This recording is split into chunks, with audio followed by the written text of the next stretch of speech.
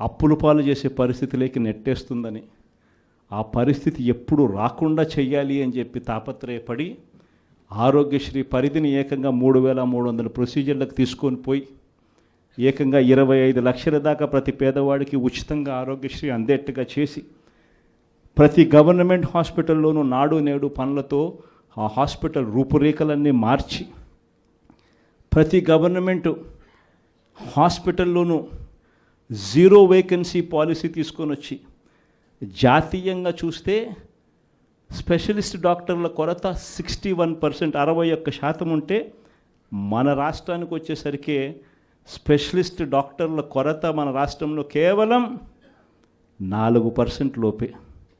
0 vacancy policy తీసుకొని వచ్చి ప్రతి హాస్పిటల్లోనూ డాక్టర్లు ఉండేట్టుగా చేసి ప్రతి హాస్పిటల్లోనూ WHO GMP ప్రమాణాలు కలిగిన మందులు మాత్రమే అవైలబుల్గా ఉండేట్టుగా చేసి గ్రామ స్థాయిలోకి విలేజ్ క్లినిక్లు తీసుకొని పోయి గ్రామ స్థాయిలోనే ఫ్యామిలీ డాక్టర్లను తీసుకొని వచ్చి గ్రామ స్థాయిలోనే ప్రతి 6 నెలలకు ఒకసారి ఆరోగ్య సురక్ష కార్యక్రమం చేసి ప్రివెంటివ్ కేర్ అంటే క్యూరేటివ్ కేర్ అంటే క్యూరేటివ్ కేర్ అంటే రోగం వచ్చిన తర్వాత వైద్యం.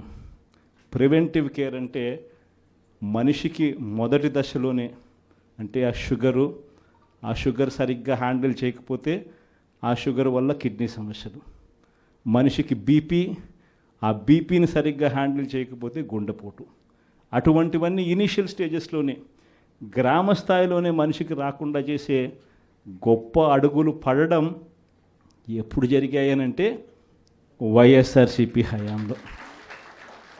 ఇది విజన్.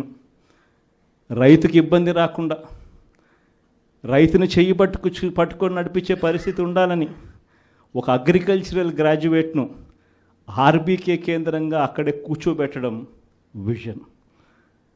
ప్రతి ఎకరాను ఈ క్రాప్ చేయడం విజన్.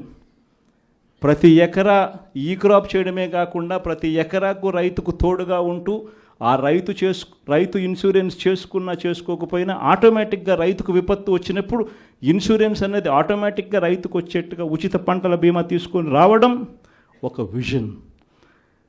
రైతులకు దళారీ వ్యవస్థ లేకుండా ఆర్బీకే కేంద్రాల దగ్గరనే కొనుగోలు చేసేట్టుగా చేసి రైతుకు పూర్తి గిట్టుబాటు ధర ఇచ్చేట్టుగా చేయడం అన్నది విజన్. ఈ రకంగా మార్పులు జరిగింది వ్యవసాయ రంగంలో ఎప్పుడు అనంటే అది కూడా వైఎస్ఆర్సీపీ హయాంలోనే.